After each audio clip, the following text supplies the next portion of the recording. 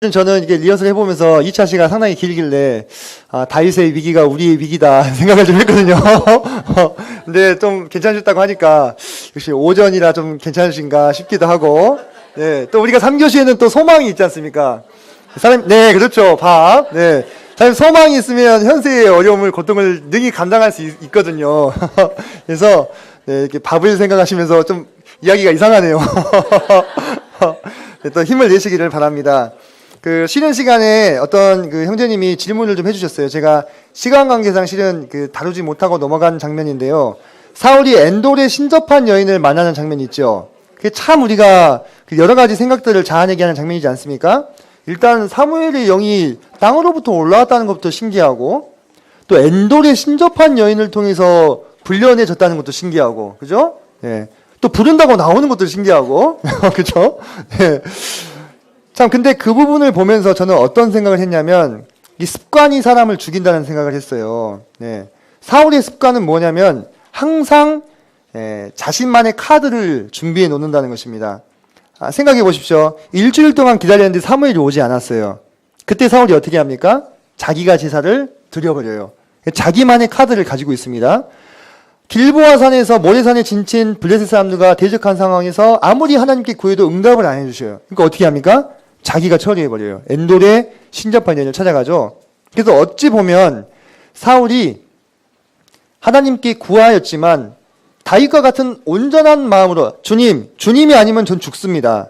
주님이 아니면 안 됩니다라는 마음은 아니었다는 거예요. 이렇게 해보다가 안 되면 이렇게 해야지 라는 자신만의 카드를 들고 있었다는 거죠. 근데 이렇게 하면 응답을 받기가 어렵죠. 오늘날 우리도 주님께 좀 기도 좀 해보다가 좀 매달려 보다가 안 되면 내 식대로 해봐야 되겠다 라고 생각하면 실은 하나님께서 기뻐하시지 않으시겠죠. 그러니까 결국 사울은 그 습관대로 또 행한 거예요. 엔돌에서. 결국 그것이 그를 몰락게 하지 않았는가 하는 생각이 들고, 아마 사울이 사무엘의 영을 직접 본 것은 아닐 겁니다. 그 엔돌의 여인의 입술에서 나오는 목소리가 누구의 목소리였겠어요? 사무엘의 목소리였을 가능성이 높고, 왜 이런 상황들이 허락됐을까? 아마 하나님께서 이 여인의 입을 통해서 그 마지막을 듣게 하시려고 주권적으로 허락하신 상황이 아닌가, 이렇게 분별하시면 좋겠습니다. 자, 세 번째 시간은 이제 다윗의 전성기가 되겠습니다. 자, 이렇게 이제 사울이 그 아들들과 함께 죽었죠. 그리고 나서 시글락도 아말렉 사람들에 의해서 회파되었기 때문에 다윗은 이제 새로운 거주지를 찾아야 될 입장이 된 거죠. 그래서 유다 땅에 있는 헤브론으로 그의 다윗 공동체를 이끌고 옮기게 되는 것을 보고, 그곳에서 이 유다 지파의 장로들이 그를 맞이해서 기름을 붓고 왕으로 삼습니다. 이 헤브론 땅에서 몇 년을 통치합니까? 7년 반을 통치합니다. 자, 이때 우리가 조금 살펴보고 생각해 봐야 될 것이, 자, 이때 블레셋 왕, 가드 왕 아기스는 다윗을 어떻게 생각했을까? 자기가 가신으로 생각하고 있던 사람이 냉큼 헤브론에 가서 기름을 붓고 왕이 되어버렸단 말이에요. 어떻게 보면 이 녀석이 나를 배신하나라고 생각할 수도 있겠지만, 우리가 정황을 살펴볼 때는 그렇지 않은 것으로 보입니다. 만약에 자기를 배신했다고 생각하면 어떻게 하겠어요? 그렇죠. 바로 쳐들어가겠죠. 그게 당연한 것입니다. 근데 쳐들어가지 않습니다. 그 말은 무슨 얘기냐? 이 다윗을 자신의 봉신 중에 한 명으로 생각하면서 아마 이가 다스리고 있는 헤브론 일대의 유다 땅을 블레셋의 영토의 하나처럼 인식하고 있지 않았을까 하는 생각을 합니다. 근데 아시다시피 강아지인 줄 알고 길렀는데 알고 보니까 뭐였어요? 호랑이였어요. 다윗이 그렇게 호락호락하게 가드왕 아기스 밑에 있을 사람이 아니었죠. 그래서 온 이스라엘 왕이 되고 나서 어떻게 합니까? 그때서야 비로소 쳐들어오죠. 그런 정치적인 역학관계를 생각을 해보시면 좋겠습니다. 자, 그와 동시에 이제 북쪽에서는 사울의 남아있는 아들 중에 하나였던 이스보셋을 왕으로 세웁니다.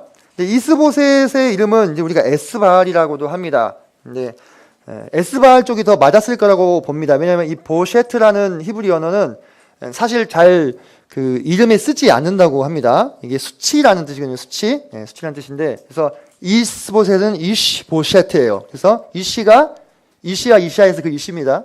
그래서 수치의 사람 이런 뜻이에요. 근데 누가 자기 아들 이름을 수치의 사람이라고 짓겠어요? 그죠? 그래서 후대에 사무엘기를 쓰는 사람들이 이렇게 이름을 붙여주지 않았을까라고 생각도 이게 한다고 합니다. 그때 이제 다윗이 길르앗 야베스 사람들을 칭찬을 하죠. 사울의 시신을 수습한 것에 대해서.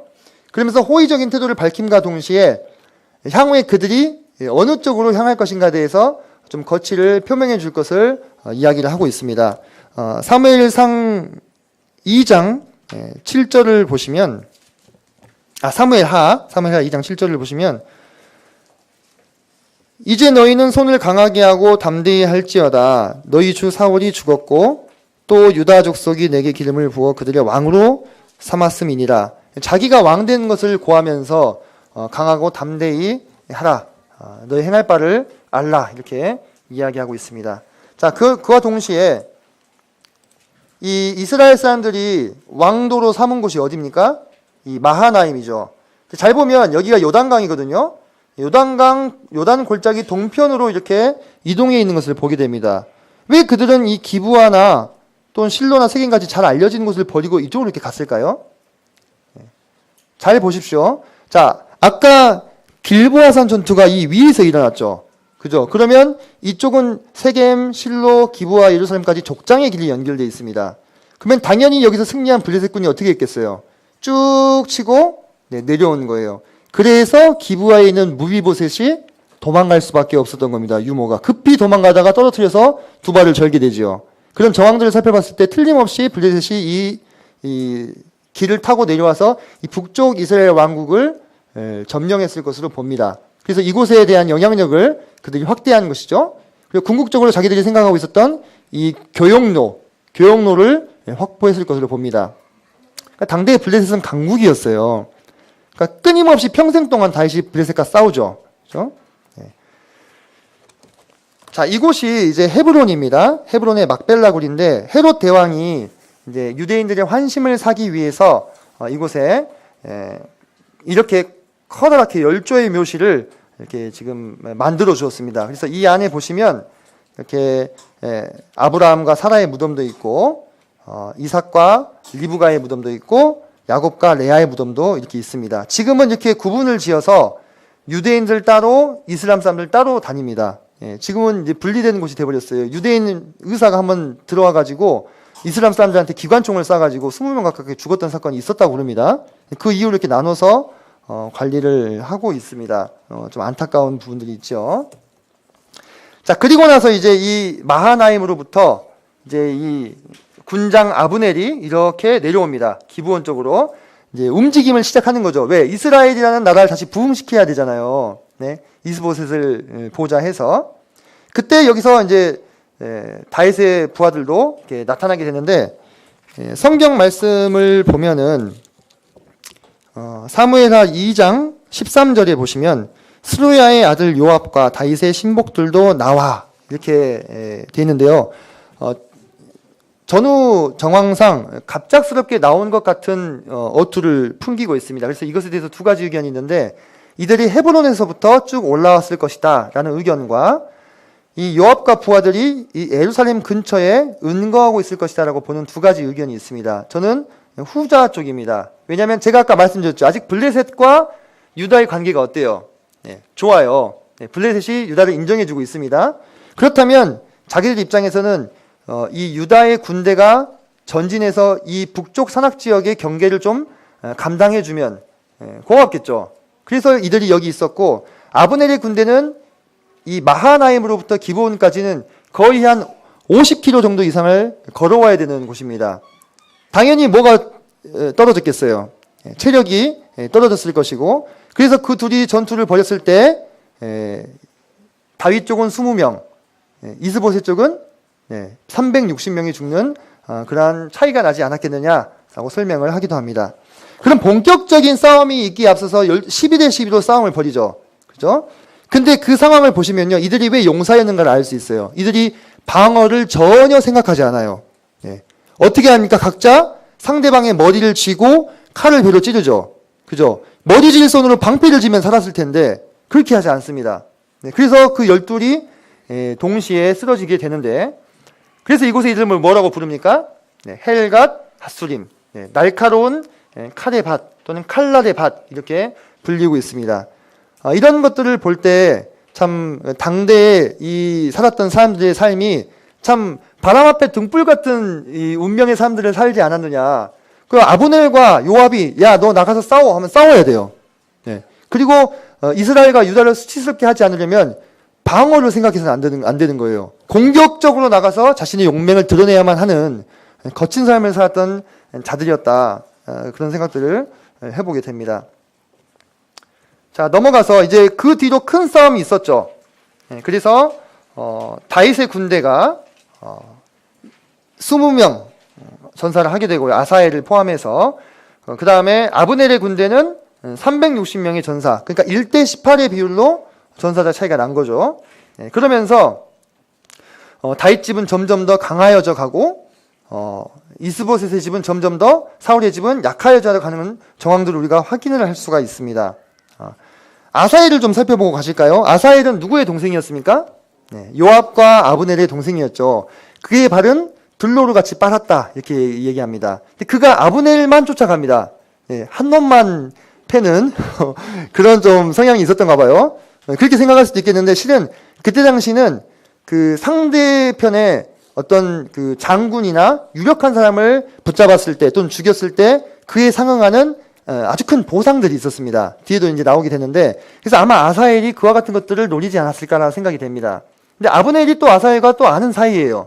그러니까 얘는 딱 봐도 내 상대가 안 되는 거예요. 근데 내가 요압도 알고 아비새도 아니까 얘를 죽였다가는 앞으로 관계가 껄끄러워질 것을 알고 다른 곳으로 가라 했는데 좌우로 치우치지 않고 계속 쫓아가다가 결국은 배가 찔려서 죽게 됩니다. 그죠? 창 뒤끝으로 배를 찔러서 죽였다. 이 장면을 기억하시기를 바랍니다. 그리고 나서 요압과 아비새가 이 아사엘을 이 베들레헴에 있는 조상의 묘에 장사하고 헤브론으로 돌아왔다. 이렇게 성경에 보면 나오는데요. 그 베들레헴에 있는 조상의 묘를 많은 학자들은 라헬의 무덤으로 이렇게 보고 있습니다. 베들레헴에 그 무덤이 지금도 있습니다. 자, 3장 보시겠습니다. 사무엘하 3장 1절을 보시면 자, 사울의 집과 다윗의 집 사이에 전쟁이 오래매 다윗은 점점 강하여 가고 사울의 집은 점점 약하여 가니라. 실은 이 1절의 말씀이 앞으로 우리가 보게 될 3장의 전체의 축약이라고 보시면 됩니다. 자, 그러면서 다윗의 아들들의 명단이 나와요. 왜 나오는지 아시겠죠? 다윗이 점점 더 강성해지고 있다는 걸 보여주려면 자식들을 많이 낳았다는 얘기를 써야 되는 거예요. 옛날에 자식은, 특히 아들은 그의 기력의 시작이고 또 그가 아주 지금 강한 세력이 되었다는 것을 나타내주는 표징이었지 않습니까?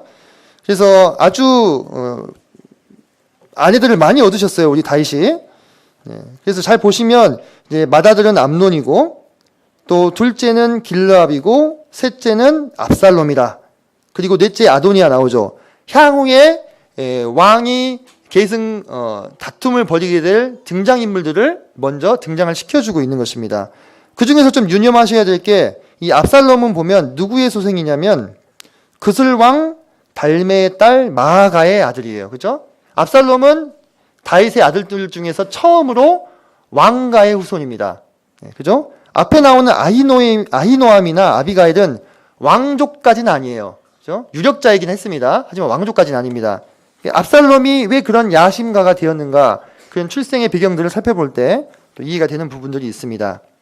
그와는 대조적으로 이스보셋과 아브넬은 점점 더 불화가 심해지는데 보시면 7절에 이스보셋이 그렇게 물어봅니다. 내가 어찌하여 내 아버지의 첩과 통관하였느냐? 이 부분을 원어적으로 더 정확하게 해석을 하면 네가 어찌하여 내 아버지의 첩의 집에 왕래하느냐 이런 뜻입니다.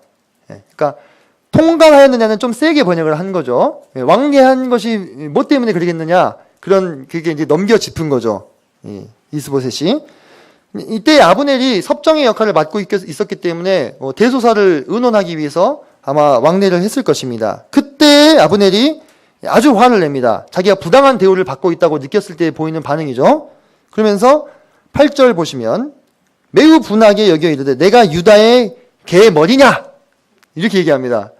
성경에 이런 표현도 나와요. 재밌죠? 내가 여기는 되게 뭐랄까 참 신사적으로 번역했어요.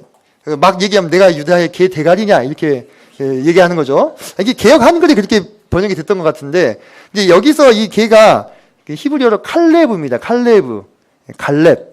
갈렙이거든요. 칼렙, 우리 갈렙 하면 되게 훌륭한 인물인데 이름이 개란 뜻이었어? 이렇게 생각하실 수 있는데 개가요 이스라엘에서는 좀 안 좋은 의미로도 쓰이지만 충성스럽고 의리가 있기 때문에 이름에도 또 많이 쓰였다고 합니다. 그래서 이 부분을 의역을 해보면 이런 겁니다. 내가 유다 족속의 갈렙 지파처럼 너에게 충성만 바쳐야 되는 그런 사람이냐? 내가 너에게 그렇게 쉽게 보이느냐? 이렇게 지금 얘기하고 있는 거예요. 이 구절이 이해되십니까? 네. 그러니까 한마디로 완전히 아브넬이 이제 화난 거예요. 그래서 어떻게 결심합니까? 온 이스라엘을 내가 다윗에게 넘겨버려야 되겠다. 이렇게 생각을 하고 행동을 개시하죠. 근데 그때 다윗이 요구한 게 뭡니까? 네. 아주 오랫동안 기다리셨습니다. 네. 투척한 떡밥은 해소하는 것이 맞겠죠. 그죠? 제가 아까 맨 처음에 첫 번째 시간에 미갈이 다윗을 다시 만나기까지 거의 15년 이상을 기다려야 했었다라고 말씀을 드렸죠. 여기서 다시 미갈이 등장을 합니다. 그래서 다윗의 요구가 그는 내가 양피 200으로 정원한 사람이니까 미갈을 데려오시오. 이렇게 얘기합니다. 네. 15년 정도 떨어져 있었을 것으로 추정이 되는데 왜 그는 미갈을 요구했을까? 궁금하지 않으십니까? 정이 남아서? 네, 그럴 수도 있습니다. 네, 그럴 수도 있습니다. 그런데 좀 더 현실적인 해석을 해보자면 사실 지금 다윗은 온 이스라엘의 절반의 왕밖에 되지 않죠. 향후에 어디를 얻어야 됩니까? 이스라엘을 얻어야 돼요. 그렇다면 이스라엘의 왕위를 얻을 수 있는 정통성을 어디서 찾을 수 있겠어요? 미갈. 누구의 딸이에요? 사울의 딸이죠. 그죠? 미갈을 내가 얻으면 북이스라엘의 영토와 왕권을 합법적으로 주장할 수 있는 명분을 얻게 되는 거죠. 자, 그때 아브넬은 와서 평안히 다윗과 만나고 갑니다. 근데 요압이 뒤늦게 오죠. 그리고 아브넬을 살려보내지 않습니다. 포기하잖아요. 자기의 동생을 죽였기 때문에. 그래서 그를 시라 우물가에서 다시 불러와가지고 죽입니다. 그것도 성문에서요. 그러면 조금 의문이 있으실 수 있을 겁니다. 성문은 사람들이 많이 출입하는 곳이고 사람들이 이목이 집중되는 곳인데 그 성에 유력자와 장로들이 앉은 곳인데 그곳에서 요압이 암살을 했다고? 이렇게 생각이 되실 수 있겠는데 뒤에 설명을 드리겠습니다.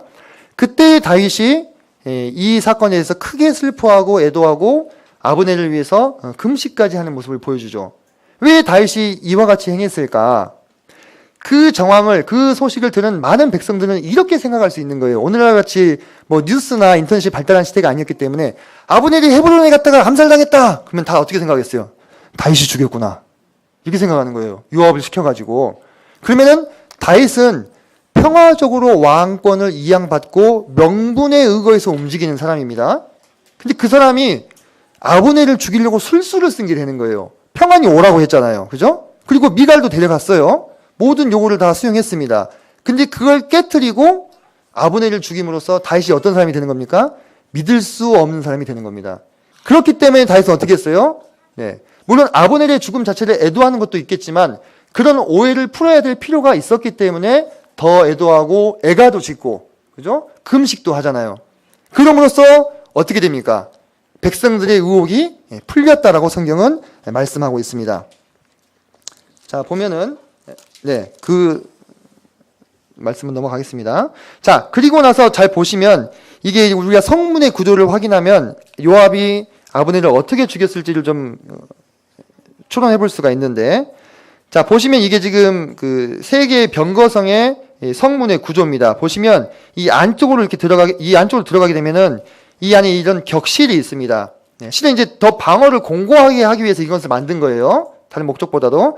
근데 요압이 아브넬을 데리고 성문에 들어가서 이 격실 중에 하나 들어가면 어떻게 됩니까? 다른 사람들의 시선으로부터 완전히 차단이 될 수 있겠죠. 이 상태에서 어디를 찔러 죽여요? 배를 찔러 죽입니다. 자기 동생 아사엘이 죽었던 것과 똑같은 모습으로 죽여주는 거예요. 이런 것들을 봤을 때 이 요압의 암살은 다분히 의도적이었고 계획적인 복수였다라는 것을 볼 수가 있습니다. 아까 보여드렸던 헤브론의 열조의 묘실 바로 맞은편에 보면 낯익은 얼굴이 보이시죠? 네, 아브넬의 묘가 있습니다. 근데 아브넬의 묘는 사람들이 대부분 알아보지 못하고 그냥 지나칩니다. 예, 저도 우연찮게 이렇게 큰 분이 계셔서 네, 눈에 잘 띄잖아요, 그죠? 네, 그래서 이렇게 같이 봤어요. 이 안에 이렇게 묘가 덩그러니 놓여 있는 것을 보는데 이 아브넬이 헤브론에 장사되었다고 하는 성경의 기록과 일치하는 것들을 확인할 수가 있겠죠. 자, 아브넬이 죽었다는 소식을 이스보셋이 들었을 때 어땠을까요? 네, 그건 정말로 두려웠을 것입니다. 네. 이 이스보셋의 암살자들의 이름이 나오는데요. 그들을 부에롯 사람이다 이렇게 얘기합니다. 이들이 누구냐? 여호수아가 화친했던 기브온 족속의 성 중에 하나예요. 네, 그 아주 먼 곳에서 온 것처럼 이렇게 변장해가지고 여호수아랑 이렇게 화친 맺지 않습니까? 그 기브온 족속의 성읍 중에 한 곳인데 뒤에 보면 나오는데 그 기브온 성 사람들이 사울 왕에게 죽임을 당하죠. 그래서 3년 기근이 찾아옵니다. 그때 더 자세히 설명을 드리겠습니다. 근데 왜 죽였는지 그런 정황이 전혀 성경에 나오지 않습니다. 근데 아마도 이 베로 사람들이 그 사건과 좀 연관이 되어 있지 않겠느냐라고 추정을 합니다. 왜냐하면 사무엘하 4장 3절에 보면 그들이 일찍이 깃다임으로 도망해서 거기 거주하였더라 이렇게 나오는데 아마 사울이 기브온 사람들을 학살할 때 자기들도 휘말릴까봐 깃다임이라고 하는 곳으로 도망와서 거했을 것으로 추정합니다. 그렇다면 이들의 행동에는 뭐가 주어지는 겁니까? 동기가 주어지는 거예요. 동기. 왜 하필 이들이 이스보셋을 암살했을까? 그들의 친족과 일가들이 사울 왕에게 학살을 당했던 과거의 기억들을 가지고 있는 중인데 안 그래도 유력한 아브넬까지 죽임을 당해버렸어요. 그럼 어떻게 해야 되겠습니까? 빨리 태세전환을 해야 되는 거죠. 네, 다윗의 정적인 이스보셋을 죽여서 다윗을 찾아가서 한 자리 차지해야 되는 거예요. 과거의 해묵은 감정도 있고 하니까. 하지만 다윗은 어떻게 했어요? 네, 그들을 죽이죠. 네, 그들을 사형에 처하고 그의 수족을 잘라서 매달게 합니다. 그러니까 이것이 다윗의 공입니다. 네, 다윗은 한 번도 이렇게 불법적이고 폭력적인 행동을 통해서 자신의 왕권을 차지하려고 하지 않았습니다. 실은 순리대로 이어져 가면 이스라엘은 사실상 자기에게 들어올 상황이었던 거죠. 하지만 이 암살자들은 그가 자고 있을 때 자기 집에서 몰래 죽여서 목을 잘라서 가지고 온 거예요. 다윗의 일관성과 공의를 우리가 확인할 수 있습니다. 그러면서 그 중간에 무비보셋 이야기가 나와요. 왜 무비보셋 이야기가 나올까? 아까 제가 잠깐 설명을 드렸죠. 배경을. 무비보셋의 지금 상태는 어떻습니까? 두 발을 다 저는 사람이에요. 근데 이제 사울 왕가에 보면은 다 죽었어요. 아들 3명 다 죽었죠. 이스보셋 죽었죠. 차기 왕의 계승권자는 누굽니까? 무비보셋인데 이 사람은 발을 절어요. 다리를 절면 이 신체에 흠이 있으면 왕이나 군대 장관이 될 수 없었습니다. 뭘 얘기하고 싶은 걸까요? 사무엘의 이 기자가 사울 집은 끝났다는 거예요. 끝났다. 그래서 우리가 반복적으로 짚어드리고 있는데 하나님의 인도하심을 받는 다윗과 그의 집의 운명, 그리고 악신에게 휘둘리었던 사울과 그의 후손들의 운명이 정말 너무너무나 극명하게 대조를 이루면서 우리에게 교훈해 주는 바가 있는 거예요. 우리 또한 우리의 운명과 우리의 장래를 누구에게 의탁해야 된다는 얘기입니까? 하나님에게 의탁하고 하나님을 의지하고 하나님의 인도하심을 따라가야만 점점 더 돋는 햇볕 같은 의인의 길을 걷게 되는 것이죠. 결코 사울의 집의 길을 따라서는 안 될 것입니다. 자, 이제 다 죽었습니다. 더 이상 이제 선택권이 없죠. 이스라엘 왕국의 장로들이 다윗을 데리고 헤브론에서 올라가서 헤브론으로 찾아가서 다윗을 온 이스라엘의 왕으로 삼습니다. 그리고 이제 다윗은 예루살렘으로 원정을 갑니다. 그가 7년 반 동안 머물렀던 헤브론을 수도로 삼지 않아요. 너무 남쪽에 치우쳐 있죠. 그래서 예루살렘으로 올라가는데 그때 여부스 사람들이 여전히 예루살렘에 거주하고 있었습니다. 여호수아 시대 이후로 거의 400여 년 이상. 그래서 조롱을 하죠. 맹인과 다리 저는 자라도 너를 물리치리라. 이게 무슨 뜻이냐면 배경을 좀 이해하셔야 되는 게 그때 당시에는 이 성벽에 이 장애인들을 세웠어요. 화살바지로. 오늘날로 치면 총알바지처럼. 그래서 그들이 화살을 맞고 있는 사이에 멀쩡한 사람들이 싸우는 거예요. 그러니까 이 의미는 무슨 얘기냐면 그렇게 화살바지로 세워놓은 애들이라 할지라도 너를 물리칠 수 있을 거야. 이 뜻입니다. 근데 이렇게 자신할 만했습니다. 다윗성을 가보시면 이 기드론 골짜기가 쭉 이어져 내려오거든요. 거기를 내려갔다가 올라오는 사이에 화살 쏘면 다 죽는 거예요. 네. 그러니까 자신이 있었다는 거죠, 여부스 족속이. 근데 요압이 용맹스럽게 이 수구를 타고 올라 들어가서 이 여부스 족속의 예루살렘 성을 차지함으로 인해서 군대 장관이 됩니다. 그리고 다윗이 다윗성을 건축하고 예루살렘에서도 자식들을 낳는 것을 보게 되죠. 그죠? 여기 다윗의 가계도가 나오는데 미갈은 자식이 없었죠. 나머지는 이제 아까 앞서 살펴봤고 향후에 만나게 될 밧세바를 통해서 네 아들을 낳게 되고 그 중에 솔로몬이 있습니다. 그러니까 솔로몬은 몇째예요? 네, 10번째입니다. 그러니까 누가 보더라도 솔로몬이 왕이 될 거라고는 쉽게 생각할 수 없는 상황이었다는 거죠. 네. 다윗성의 건축물 진행 과정에 관해서 잠깐 좀 정리를 하고 가야 될 것이, 제가 이 부분 때문에 준비하면서 정말 애를 많이 먹었습니다. 학자들마다 또 의견이 다르고 또 제시하는 것들이 좀 달라서 제가 이렇게 비교 분석하면서 나름대로 순서를 정리했는데, 자, 여부스 족속의 성을 빼앗아서 다윗성을 건축했죠. 그죠? 그리고 나서 다윗 궁을 건축하는데 이 궁은 백향목으로 만든 궁이 아닙니다. 네. 뒤에 더 알려드리겠습니다. 그리고 뭘 모셔옵니까? 언약궤를 모셔와요.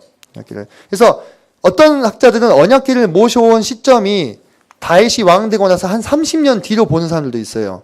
네. 근데 저는 그 의견에 동의할 수가 없습니다. 네. 그리고 나서 BC 980년 이후에 백향목 궁을 쉽게 얘기하면은 재건축을 한 거죠. 재건축을 하고 그러면서 나는 백향목 궁에 거하거늘 여호와의 궤는 휘장 가운데 있도다라는 고백을 하면서 성전 건축을 소망하게 될 때에 하나님께서 그에게 다윗 언약을 주십니다. 근데 우리가 사무엘하를 보면은 이 사건들이요 무척 일찍 기록이 되어 있는 걸 보게 되거든요. 사무엘하 5장 11절을 보실까요? 5장 11절을 보면 두로왕 히람이 다윗에게 사절과 백향목과 목수를 보내는 것을 봅니다. 이게 왜 여기 나오느냐, 훨씬 뒤에 일인데 이게 주제적 서술을 사무엘서가 따르고 있는 부분들이라는 것입니다.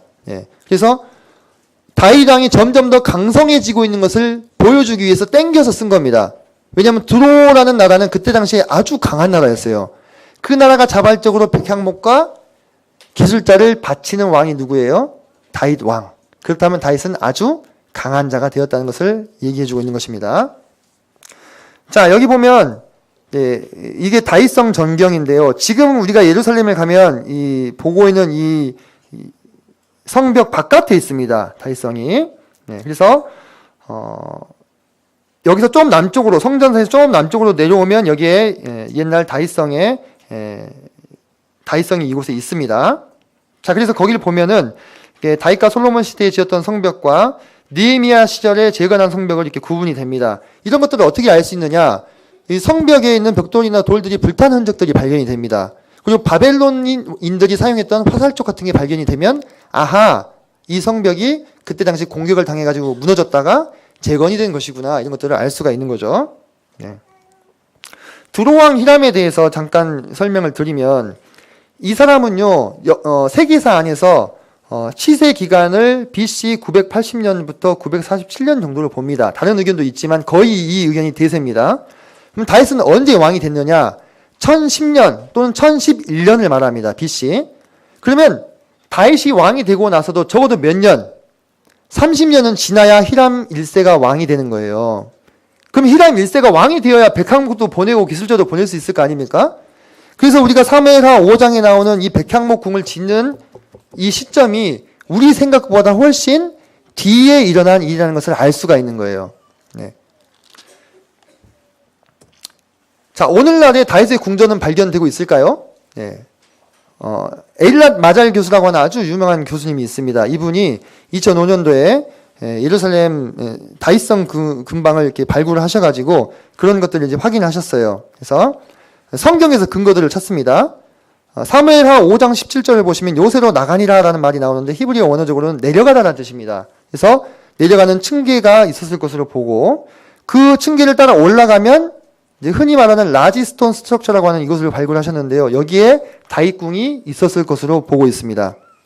자, 느헤미야서에도 보면 이게 나옵니다. 샘문으로 전진하여 성벽으로 올라가는 궁에 이르러 다윗성의 층계로 올라가서 다윗의 궁 윗길에서 동쪽으로 향하여 수문에 이르렀고, 그냥 우리가 글만 읽으면 그런가 보다 하잖아요. 여기를 잘 보십시오. 자, 샘문, 실로암성 연못에서 쭉 올라가서 층계를 따라 올라가면 뭐가 있어요? 다윗궁이 있고, 거기서 동쪽으로 향하면 뭐가 있습니까? 예, 기온샘이 나오죠. 그래서 이와 같은 서술들이 우리가 다윗궁이 어디에 있었는가에 대한 힌트를 우리에게 제시해주고 있고, 제가 왜 이렇게 장황하게 말씀을 드리느냐면, 이런 어떤 근거들을 통해서 다윗 왕이 실존적인 인물이었다는 것을 오늘날 인정을 받을 수 있게 된다는 것입니다. 자, 다윗궁이 발견돼서 이렇게 잠시만요.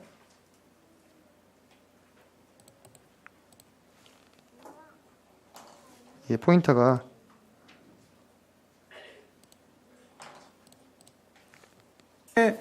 다윗의 그 궁이 발견됐다 그래요. 아, 그렇군요. 예. 왕궁터인 그렇죠. 거네요. 이곳이 이제 예. 도시에서 가장 높은 곳인데, 네.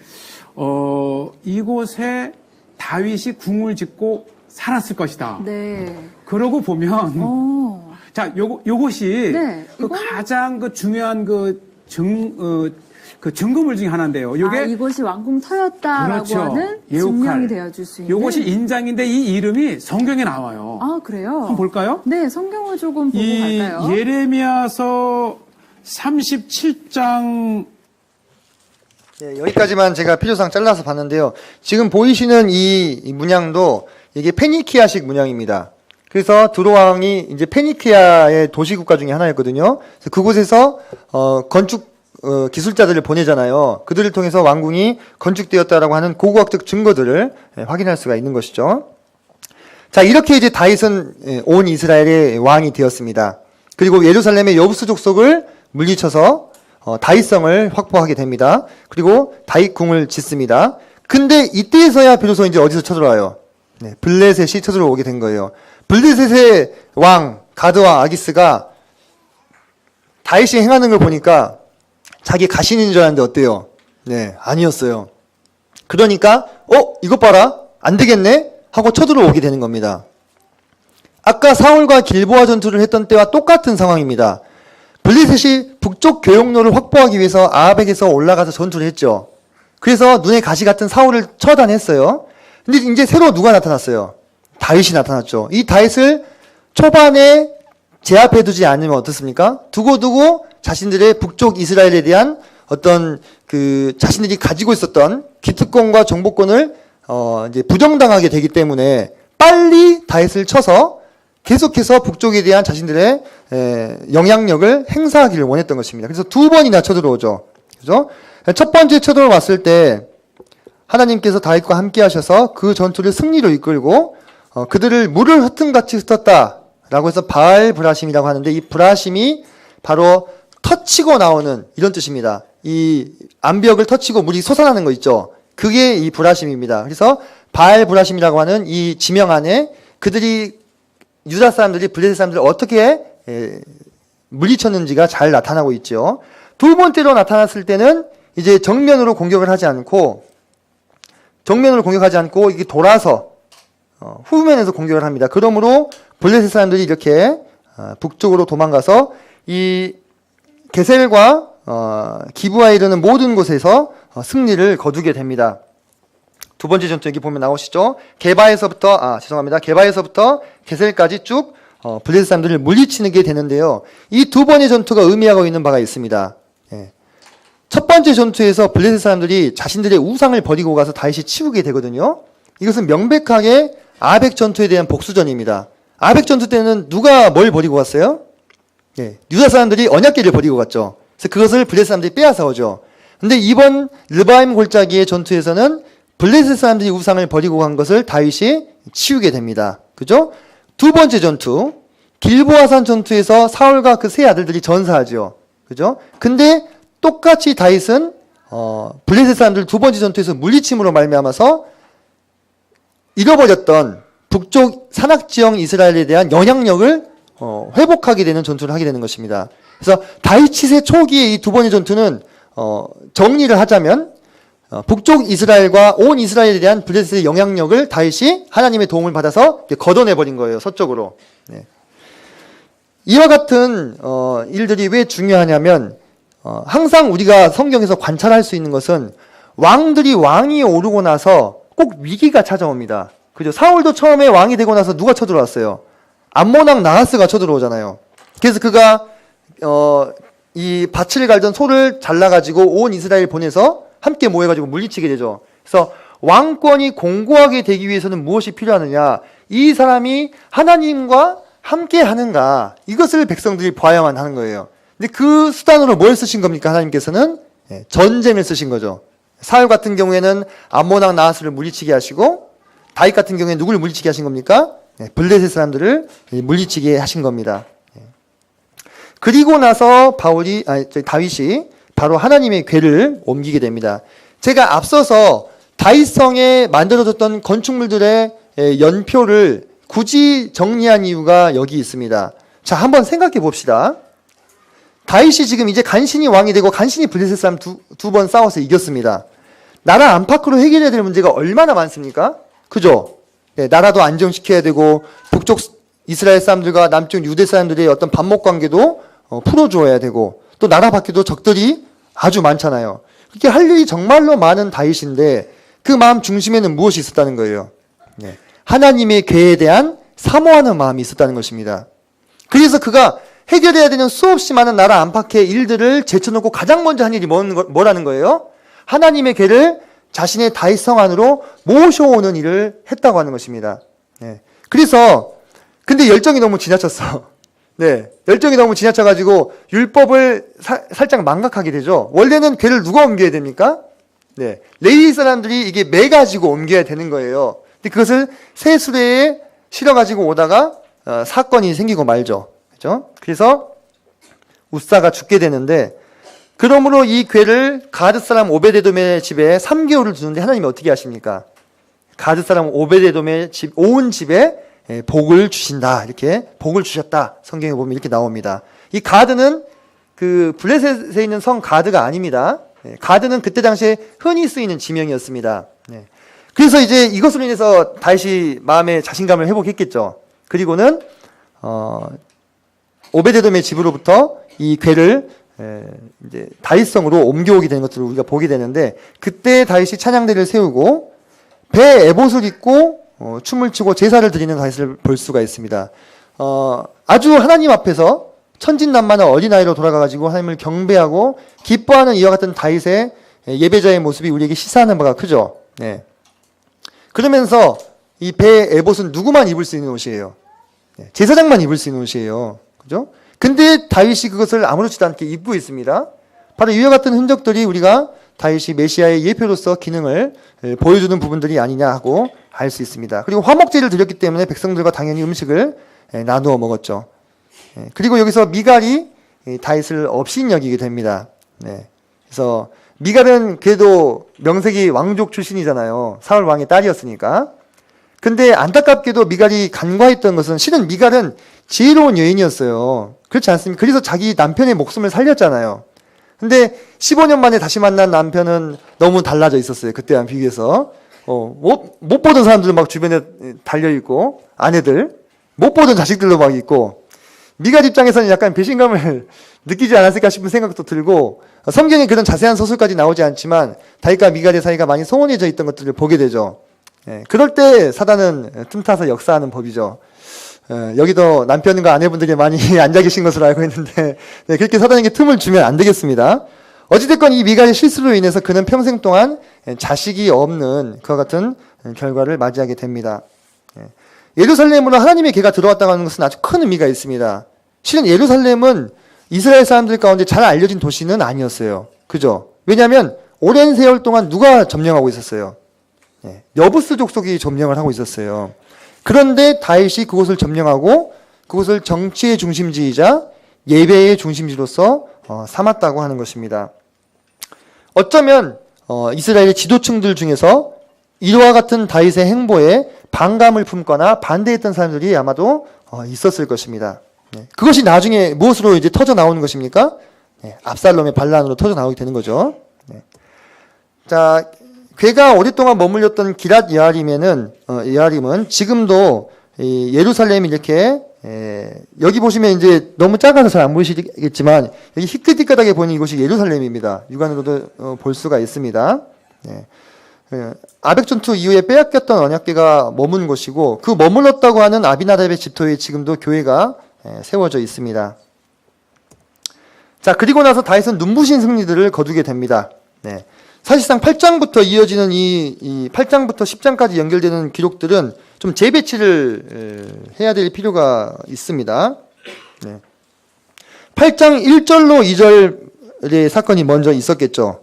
그리고 3절로 8절까지의 이 전쟁은 좀 더 뒤에 있었던 것입니다. 제가 뒤에서 정리를 해드리겠습니다. 그들이 모압을 쳐서 메덱 암마를 빼앗았다 했을 때 이 메덱 암마는 가드로 봅니다. 가드 왕 아기스의 도읍이죠.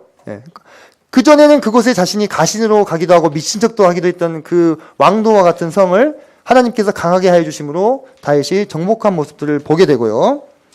그 다음에 모압 사람에 대해서는 그들을 땅에 엎드리게 하고 8장 2절 줄로 재어 두 줄 길이의 사람은 죽이고 한 줄 길이의 사람은 살렸다. 이런 구절들 이해가 잘 되십니까? 그럼 한 줄 반 되는 사람도 어떻게 한 거예요? 이것은 3분의 2는 죽이고 3분의 1은 살렸다. 이렇게 보시면 되겠습니다. 그리고 아람도 이기고 또 암몬왕과의 전투에서도 이기게 되는데 왜 굳이 암몬왕과의 전쟁만 10장에 배치했느냐?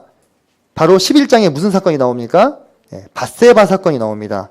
이 밧세바 사건은 암몬과의 전쟁이 있었을 때 일어난 일입니다. 그래서 사무엘기를 기록한 저자가 그와 같은 자연스러운 연결을 위해서 시간상의 소수를 따라가지 않고 사건상의 소수를 지금 따라가는 것을 볼 수가 있습니다. 자, 암몬 사람 한운이 다윗이 보낸 사절단을 어떻게 합니까? 수염을 절반을 깎지요. 그럼 우리는 이렇게 깎았다고 생각하죠. 이게 아닙니다. 이렇게입니다. 이렇게. 수염, 그 중동 사람들 수염이 이렇게 길렀잖아요. 근데 이렇게만 잘랐다고 생각해 보세요. 되게 웃기겠죠. 이렇게 자르면 좀 볼만할 텐데, 그래도. 그래서 아주 치욕적인 겁니다, 이건. 중동볼기라고 하는 것은 이 엉덩이 부분을 말하는 거예요. 그래서 고의적으로, 다윗의 사신들을 욕보임으로 말미암아 결국은 누구에게 선전포고를 한 겁니까? 다윗에게 선전포고를 지금 하고 있는 거죠. 자, 그래서 이렇게 엄청난 사람들을 암몬왕이 동원을 합니다. 나름대로 자신이 있었던가 봅니다. 하지만 두 번의 전투를 통해서 어떻게 돼요? 완전히 패배를 하게 됩니다. 1차전에서는 요압과 아비새가 자기들을 포위한 암몬과 아람 사람들의 연합군을 함께 나누어서 승리를 하게 되고요. 자, 여기서 1차전을 벌이고 나서 이 위에 보면 아람 사람들 여기 있죠. 암몬과 아람이 동맹이라면 당연히 동맹을 깨뜨리는 것이 전쟁에 유리하겠죠. 그래서 다윗의 군대가 1차전을 승리하고 나서 즉시로 아람 사람들을 쳐들어가가지고 아람 사람 군대를 격파해버린 것입니다. 그러면 누가 고립돼요? 암몬 사람들만 고립이 되잖아요. 그래서 3차전으로 라빠 암몬, 수도를 쳐들어가는 것이죠. 이렇게 정리해 볼 수가 있겠습니다. 예루살렘의 여부스 족속을 정복합니다. 그죠? 그리고 블레셋 사람들을 다윗 치세 초기에, 통일 왕국의 치세 초기에 두 번을 이기죠. 그리고 메덱 암마를 정복함으로써 사실상 블레셋은 더 이상 한동안은 이스라엘을 넘볼 수 없게 됩니다. 그 뒤에 두 줄 길이의 사람은 죽인다. 모압 정복을 하고 남자의 3분의 1을 죽인 것입니다. 이런 것이 실은요, 여러분, 좀 우리에게 의문을 줄 수 있습니다. 아니, 모압 땅에 그 전에 다윗 왕이 자기 부모를 맡겼었잖아요. 기억나십니까? 그럼 은혜를 입었는데 왜 이렇게 잔인하게 했을까? 이거는 이제 성경은 아니지만 유대 전승에 따르면 다윗의 부모가 모압 땅에서 살해당했다는 것으로 이렇게 봅니다. 그렇다면 다윗이 이와 같이 행했을 개연성이 있죠. 그리고 3분의 1은 살려줬잖아요. 이거는 어떻게 보면 자비예요. 옛날에는 그 성이 정복이 되면요, 남자들은 전부 죽이거나 노예로 삼는 것이 그것이 당연한 것이었습니다. 그래서 다윗은 그때 당시 기준으로 봤을 때는 정복지에 아주 잔인하게 행한 왕은 아닙니다. 그리고 암몬 아람 연합군과 싸움에서 요압의 양동작전으로 승리하고 아람 사람들을 먼저 정리하고 나서 라빠 암몬을 정복하려고 하죠. 이때 무슨 일이 있었습니까? 밧세바 사건이 있게 되죠. 자, 그리고 이제 그 뒤에 에돔 사람 1만 8천 명을 소금 골짜기에서 죽임으로써 다윗 왕은 가히 제가 1교시에 보여드렸죠. 떠오르는 해에서 어떻게 됐습니까? 정오에 높이 뜬 해로 그 세계 열방 가운데 그 모습을 드러내게 됩니다. 왜 그렇게 됐습니까? 하나님이 그와 함께 하셨기 때문에. 그것이 다윗의 성공 비결입니다. 하나님이 저와 함께 하셨기 때문에. 그래서 그가 어디로 가든지 이기게 하신 거죠. 자, 그러면서 다윗은 무비보셋을 챙기게 되는데, 이 무비보셋은 많이 우리가 들었고 또 우리에게 큰 감동을 주는 사람 중에 한 명입니다. 자, 다윗이 그렇게 이야기를 합니다. 사울의 집에 오히려 남은 사람이 있느냐? 내가 그에게 은총을 베풀리라. 누구 때문에 은총을 베푸는 거예요? 네, 요나단 때문에. 두말할 것도 없죠. 네, 어떤 언약을 맺었습니까? 에셀바이의 언약을 맺었습니다. 그때로부터 시간이 많이 흘렀어요. 그때는 다윗은 얼굴이 붉은 소년티를 갓 벗은 청년이었지만 이제는 어엿한 중장년의 나이로 들어서고 있는 상황이었습니다. 하지만 자신이 어릴 적에, 젊을 적에 맺었던 언약을 잊지 않았어요. 이런 것이 다윗이 신의의 사람인 것을 우리에게 보여주는 것이죠. 그래서 그 무비보셋이라는 사람을 찾는데, 무비보셋이 어디까지 도망가서 사는가 보세요. 참 마음이 짠합니다. 여기가 예루살렘이죠. 로드발 암메일의 집에 로드발 암메일의 아들 마길의 집에 사는데 여기에요, 여기. 그러면은 거의 자기가 갈 수 있는 가장 끝까지 간 거예요. 네. 이해되십니까? 네. 좀 마음이 짠하죠. 네. 자고 일어나 봤더니 할아버지 아버지 다 죽고 유모가 놓쳐가지고 두 발 절개되고 변두리 변방 성읍에서 조용히 묻혀 살아야 되는 운명이 돼버린 거예요. 자신의 의지와는 상관없이. 네. 그런 그가 매일 밤 편히 잘 수 있었겠습니까? 그때 당시 고대 근동에서는요, 그냥 왕조가 바뀌면 전 왕조와 관련돼 있던 왕족은 물론이거니와 친족까지 다 죽였습니다. 그러면은 무비보셋은 당연히 죽임을 당해야 되는 거예요. 예. 다윗이 부를 때 이 사람이 얼마나 벌벌 떨었겠어요. 날 죽이려고 하는가? 라는 생각을 했겠죠. 근데 그 무비보셋을 다윗이 요나단과의 언약을 기억함으로 예루살렘으로 불러오고 맨 처음에 하는 말이 뭡니까? 예. 무서워하지 말라. 이렇게 무비보셋을 위로하는 것을 우리가 보게 됩니다. 그래서 가히 이 다윗은 메시아 대신 우리 예수 그리스도의 표상이라고 할 수 있겠죠. 그리고 이 무비보셋은 누구를 상징할 수 있겠습니까? 은혜 받을 수 없는, 멸망당에 마땅한 우리의 처지를 적나라하게 보여주고 있는 것입니다. 그래서 실은 우리가 예수 그리스도를 떠나서, 하나님을 떠나서 스스로 주인되는 삶을 살면서 스스로의 삶을 마감하면 죽어서 심판을 받아야 마땅한 존재들이었는데, 그러한 우리를 그분의 아들 예수 그리스도를 통하여 구원해 주신 그 은혜, 우리가 그것에 감사하고 그것에 감동하기 때문에 이 자리에 지금도 모여 있는 것이죠. 그죠? 이 무비보셋의 처지와 우리가 항상 갖고, 우리의 이와 같은 처지를 잊지 않을 때 우리가 보훈하는 삶을 주님께 살아드릴 수 있다는 것입니다. 네. 그래서 다윗이 무비보셋을 어떻게 챙기나 보세요. 사울에게 속한 것을 다 돌려줍니다. 이것은 무슨 얘기냐? 네가 사울 집의 합법적인 상속자야, 이런 뜻입니다. 네. 실은 무비보셋은 그런 역할을 할 수가 없어요, 지금. 그죠? 목숨 부지한 것만이라도 지금 아주 감사한 일인데, 사울 집안의 합법적인 상속자로 무비보셋을 인정해주고 다윗의 상에서 함께 먹도록 합니다. 이것은 무비보셋을 왕자로 인정해서 왕자로 격상시켜주는 것입니다. 네. 패배한 왕조의 비참한 후손이 아니라 합법적인 상속자이자 왕의 아들로서 무비보셋을 삼아 주었을 때 그는 이렇게 고백하지 않을 수가 없었겠죠. 예. 어찌 왕께서 죽은 개 같은 나에게 이와 같은 은혜를 베푸십니까? 실은 이 고백이 주님 앞에 선 우리의 고백이 돼야 마땅하겠죠. 자, 언제쯤 불렀을까에 대해서는 제가 제시한 내용을 참고하시면 충분히 이해하실 것으로 생각이 되기 때문에 넘어가도록 하겠습니다. 자, 다윗의 전성기 이 시간 좀 정리해 보겠습니다. 하나님께서 함께 하심으로 다윗은 점점 더 강성하여지고 사울 집안은 약해지는 것을 다 살펴보셨습니다.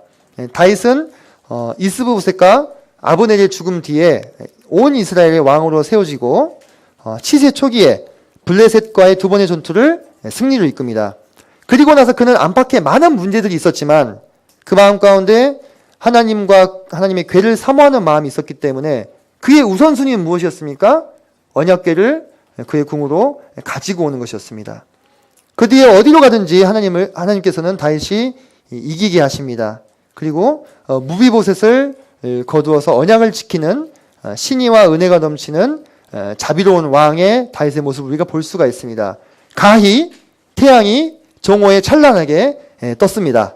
식사하시고 이어서 나누도록 하겠습니다. 6층에